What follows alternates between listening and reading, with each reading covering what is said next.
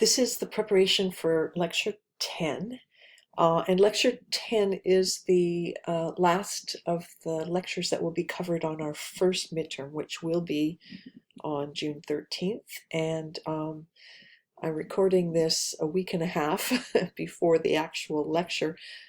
So by that time, I will have posted some material to help you prepare for the midterm, some sample questions, a description of the kinds of questions to be prepared for, and so on. And Kyle will talk about those things in tutorial as well. So we're going to finish flies in lecture 10, and we'll just touch on the segment polarity genes. I had left it at the expression of engrailed, and I will talk just about engrailed hedgehog and wingless. These are genes that are found in many organisms, but they were first discovered and understood in flies. And so the names of them have changed in other organisms, but wingless, for example, is named because when it's mutated and acts at other times, flies lack wings. Okay, so we're going to talk about that. We'll just finish off just looking at the roles, as I said, of those few genes. And I will show you in the prep how the signaling pathways work, and then we'll just touch on them a little bit in the actual lecture. But we're also going to look at segment identity genes. So at this time, we have simultaneously genes that are responsible for the signaling and some of the transcription factors that help pattern each segment, anterior versus posterior, but then each of those segments has a different identity. It's going to form a different part of the adult fly, and those genes are being expressed at the same time, but in different domains, and we'll talk about those. And they're quite spectacular, so we're not going to look at the antennapedia complex, but one of the really classic and striking mutations in that complex is the presence of it basically transforms one body part into another.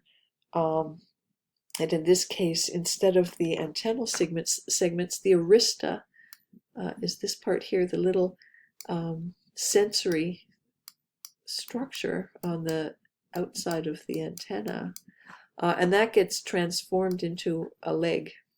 And what's really interesting about that leg is that flies, when they touch something sugary with their feet, they will extend their proboscis. They walk over their food, as you know, and so they can taste with their feet. And it turns out that these legs connect properly to the brain, and if you touch a little bit of sugar to the tip of the foot, the proboscis will extend, it's a functional leg, even if it's in the wrong place. The ones we're going to look at are part of the bithorax complex, and one of the first mutations that was observed was this one, which really looks like two flies kind of glued together, but instead the third thoracic segment, which is just this little bit of the fly's body here, and with these little balancing organs instead of wings, they're called halteres, and then T2 is this section here, the second thoracic segment, and then the first segment is sort of up in here like that. So they're not equal in size for sure. But what happens is this segment, which is called T3, the third thoracic segment, gets changed into a second segment. So you've got these two. T1 is normal, T2 is normal, but then T3 makes a whole other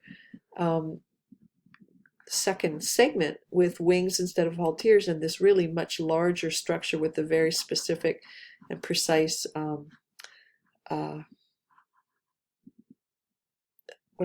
bristles. Sorry, I had a little brain seizure there. Specific features of the bristles and so on. And so this is a very extreme, it's often a much milder mutation that we see, where we see partial transformation. So the third segment is made a little bit larger, and the haltere is a little bit more wing-like. But this was the most stunning thing to see through a microscope. It's a really interesting phenotype. Okay, so segments have polarity. So there is a difference between, if you look at any particular segment, there's a difference between the anterior and the posterior of it. And one of the things that's most obvious when you look at a newly hatched larva, for instance, or one that's about to hatch, is these denticle bands. Denticle bands are just bands of little bristles. And it's probably not, that obvious here, but each segment has some, and they're patterned differently from anterior to posterior. Usually the band is a bit narrower on the anterior side. There's a specific number and placement of bristles, and experts who look at pictures, they could be shown this and they can go, oh, that's, abdominal segment 2, or, whatever it is. They would know that.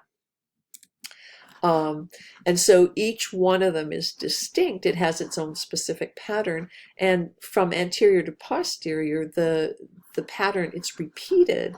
And so the bristles aren't found in the same, like all throughout. They're only found in, say, the anterior part of the segment and not in the posterior. And there's this section between the denticles that is called naked cuticle. And mutations that affect this kind of patterning do things like they lead to, for example, in the hedgehog mutant, you lose, so the bands are still there and they're still normal, but you lose the naked cuticle in between. It's just missing, and so the embryo is smaller, and all the denticle bands are glued together, basically. And so this is named hedgehog because it somewhat reminds, with all the little bristles, it somewhat reminded the person who discovered this mutation as a hedgehog. So one thing to note, especially with the flies, is that the gene names that are given based on what's wrong when the gene is mutated. So this is called hedgehog because when it's not functioning right, you get this funny looking embryo that has all these denticle bands and is missing the naked cuticle in between, right? So that's a clue of what it's supposed to be doing. So hedgehog is actually needed for proper specification of the distinctions between the segments and the spacing out of the denticles, like that. Okay, so if we were to look at the parasegments, the parasegments are outlined on the top in green and segments below in blue. And in the anterior of the segment, this is where we left last time, the gene engrailed is expressed here. And engrailed is a transcription factor. And it actually produces also the hedgehog protein, which is a signaling molecule.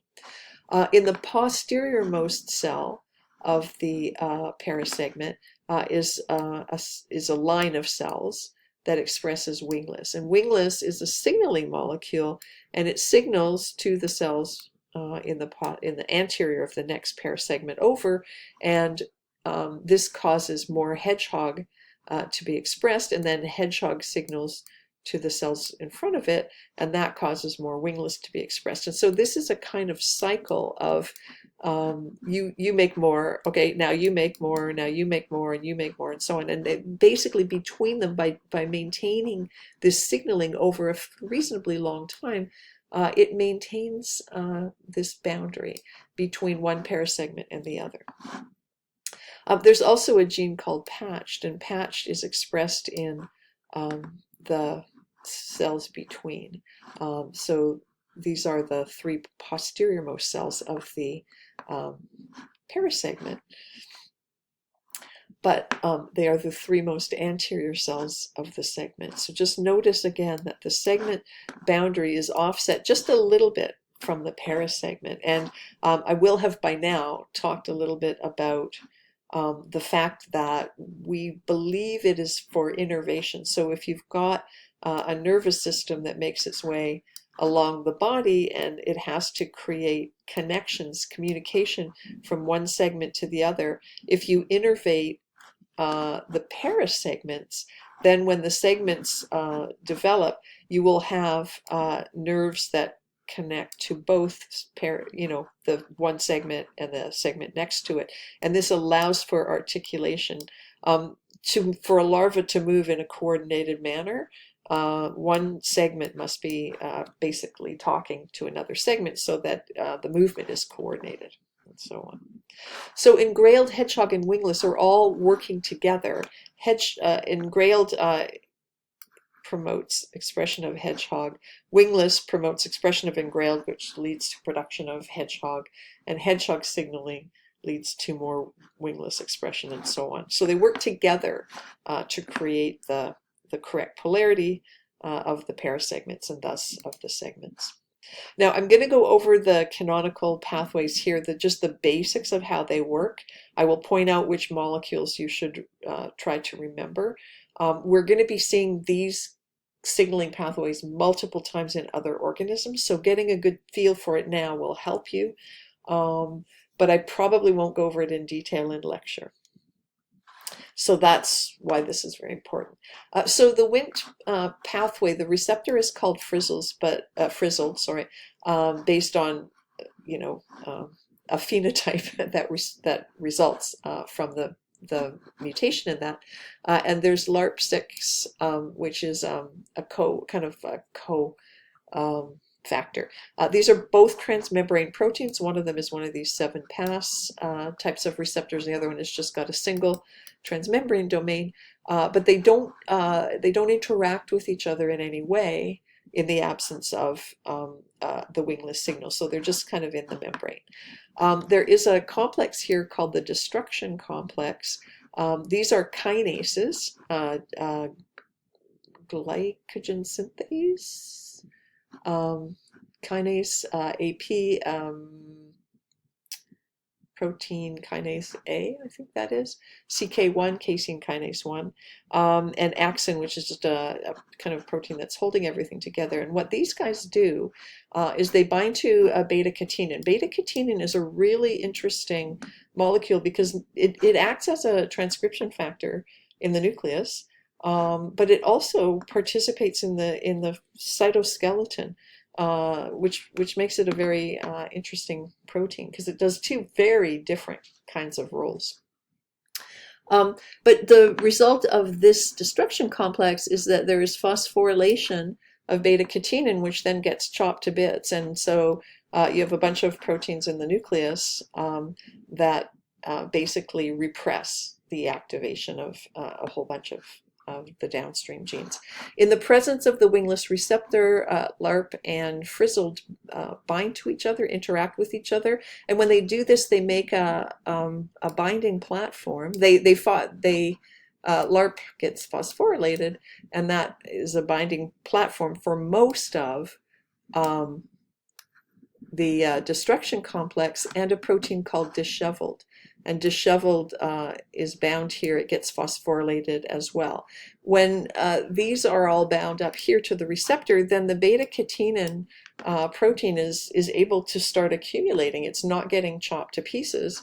And when there's enough present, it can move into the nucleus and act as a coactivator. There's TCF, which is the transcription factor, but when it's bound to beta-catenin, it's able to activate transcription of genes. And this isn't the only gene that gets transcribed, but hedgehog is one of them.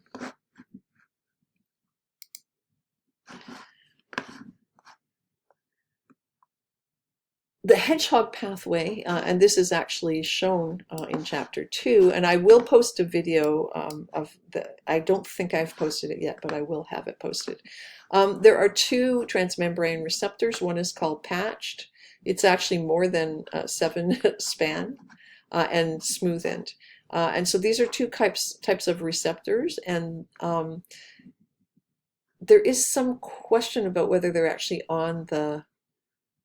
always on the cell surface. It's thought in some cases they might be on the endoplasmic reticulum inside the cell. I don't know if that has been sorted out yet, but when we talk about the signaling, we always put them on the cell surface anyway, because the end result is that at the point of hedgehog binding, they're going to end up there anyway.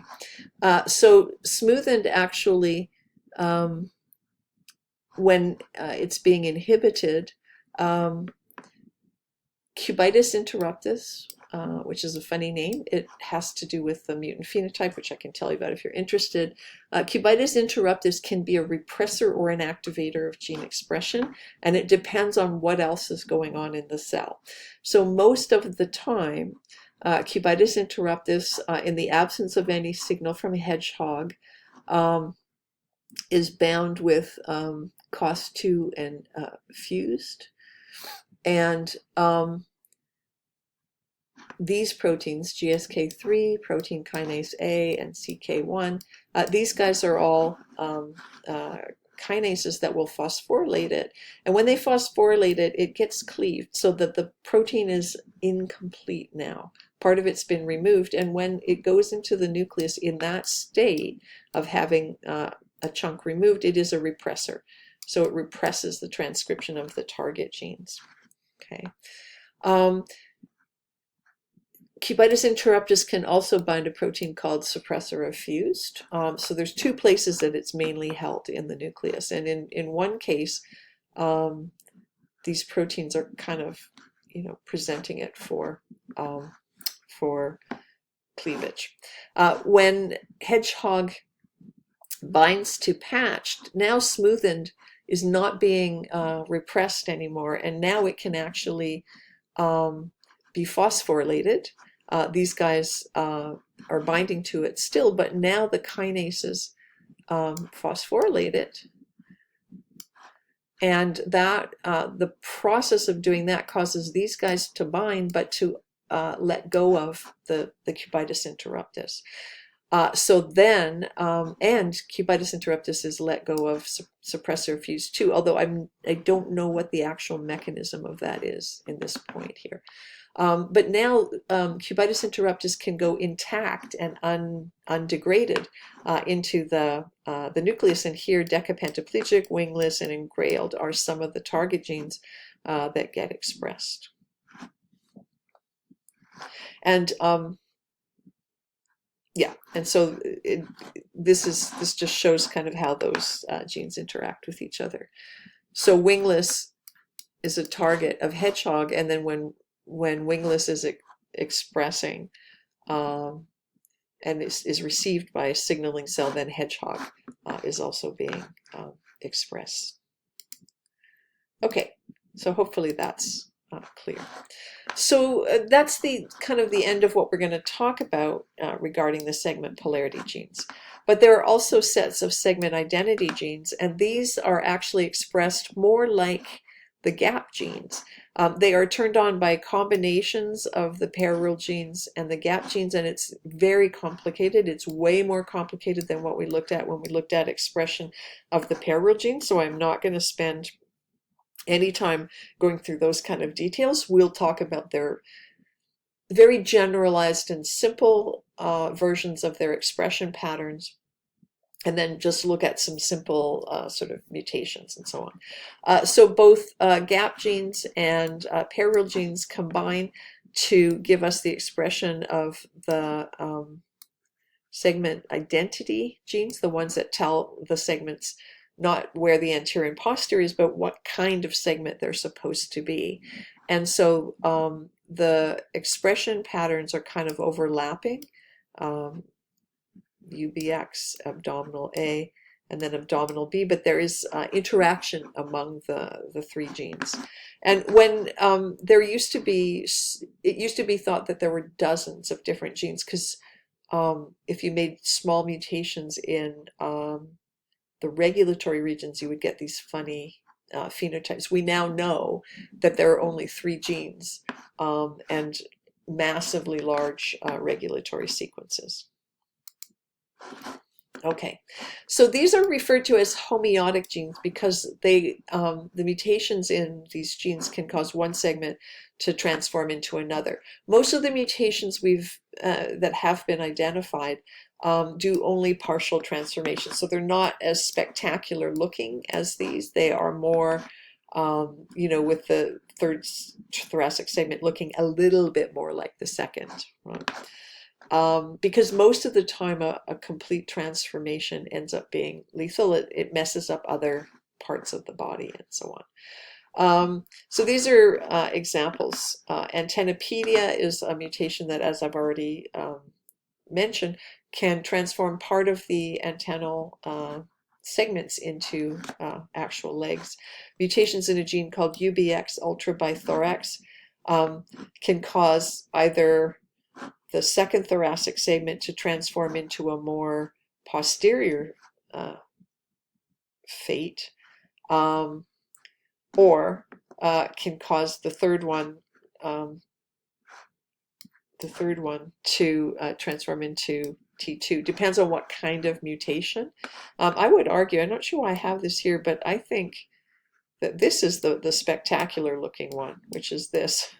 This is where you have T3 actually looks like a T2 instead of T3. Whereas if the transformation goes the other way, then you would have a fly with a shortened thorax, and you'd have these two little halteres. I guess that's pretty spectacular as well. I guess I'll just leave it as it is, but just to point out that in both cases the flies look really weird. And these are related to whether there's a gain or a loss of function. And we'll talk about that. Gain of function is when the genes are expressed more anteriorly than they're supposed to, and so it turns an anterior segment into a posterior one. So this would be our gain of function. And then loss of function is when the gene is not being transcribed, is not being expressed at all in the area, and so you've lost whatever function it is, and so the more anterior genes kind of take over. So this would be our loss of function mutation. And I'll show some images of that in a minute. This is going to be, this is quite a complicated topic, so I'm sorry, but this will take a bit of time. So what's really interesting is that there are two clusters of these genes. So there's a complex called the Antennapedia complex. It's got a bunch of genes. I'm not going to ask you to memorize these, but these are important for the 3 head segments and the first 2 thoracic segments. So a functional complex of these genes is required for proper development of the 3 head segments and the first 2 thoracic segments. And then for the 3rd thoracic segment and all the abdominal ones, you have the bithorax complex. What's really interesting about these is they're on the same chromosome. There's a pretty big gap between the 2 complexes, but they are actually ordered in, so the genes, this is the one that's expressed most anteriorly, and then a little bit further back this one starts, and then a little bit more posterior this one, and so on. And so it's really funny, but they are ordered in the cluster of genes in the order that they are actually expressed in the organism. And it's not really known if that is just an accident of evolution or whether there's a real reason for it. There have been experiments that have changed the order of the genes in the complex, and it does not seem to have any effect on the phenotype. So we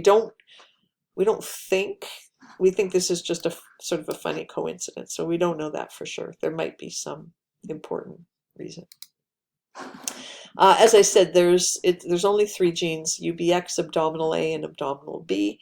But each gene has multiple promoters, and interestingly, a lot of different exons that can be alternatively spliced. So the protein, and this is part of the complexity we're not going to explore in detail, but just to know that in the most anterior of UBX's expression, the protein might be slightly different than a little bit further back.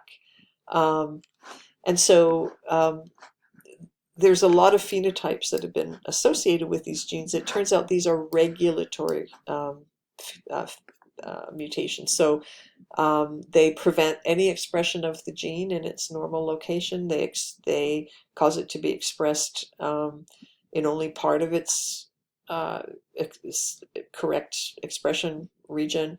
It causes it to be expressed more anteriorly than it's supposed to be, and so on. So there's all different kinds of mutations. We're really going to look at the simplest: loss of function, the gene isn't doing anything, or gain of function, the gene is being expressed in the more anterior region, and what does that do to the organism.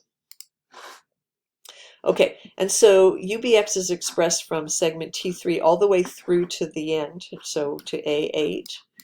There is an A9 in your textbook. We're just going to ignore it for now. It's just one of those extra little bits of complexity that I would like us to just learn this model and then be able to predict and interpret outcomes based on just this model without all the extra things being added.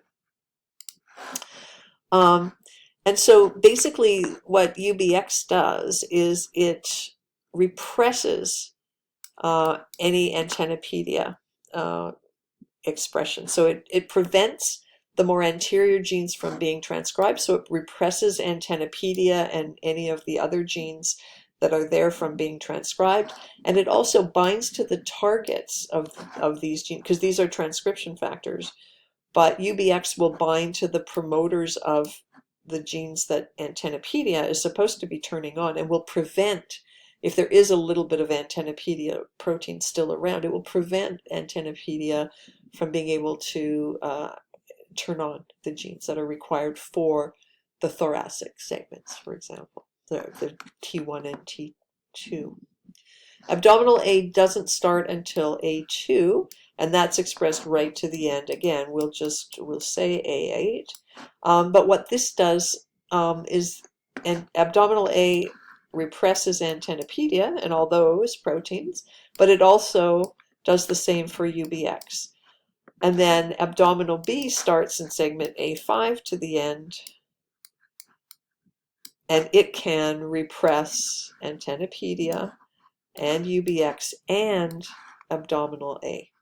So basically, they are expressed in this sort of funny pattern of more and more, like each of them has a more posterior expression pattern, but wherever they're expressed, they're basically shutting down the ability of the more anterior genes of doing their job.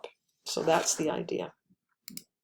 And this is just a picture of their general expression patterns. Don't worry too much about there is some gradation. Abdominal B has a firm posterior boundary and is graded towards the anterior. The other two have very firm anterior boundaries, and then they are graded towards the posterior. And so UBX starts in T3. The expression goes right to A8, but because of the repression from abdominal A and from abdominal B, it has less in here, and it's really only specifying T3 and A1. Abdominal A starts in A2, it's expressed all the way back, but because of the repression by abdominal B, it basically expresses these 4 segments. Oops. So, and then abdominal B is mainly expressed in these segments. Just leave this out for now. And it's important, it's required to specify these guys. Okay, so this is how together they specify these segments. And there are additional genes that help to distinguish, for example, between T3 and A1 and so on. Okay, so how do we figure out how these work? You delete the gene and then you see what happens. So if you delete all of them, every single segment looks like T2, the second thoracic segment. So T2, for our purposes, is acting like a default state. It's set by the antennapedia genes. And these 3 genes are needed to repress that. So if we get rid of all 3 genes, then antennapedia just extends all the way to the back of the embryo because there's nothing to prevent it. It's like you've lifted the fences that were keeping it stuck in its own region. And so antennapedia just goes ahead and tells all the segments to be T2, right? If you only delete UBX, T3 and A1 are changed to T2, but the rest of the segments are normal, right? And so these are examples of how we figure out. So UBX is only really needed to specify the identities of these 2 segments. Okay, and we're just going to look at some pictures. So this is what happens just leave this out. It's a little extra sort of complication, but I would like to just leave it out. So if all the genes are deleted in the complex, so antennapedia just extends all the way to the back and we get T2 segments. If we add back ultrabithorax, but leave the other two deleted, then basically we get back these two segments. But then the posterior most one that UBX was supposed to specify,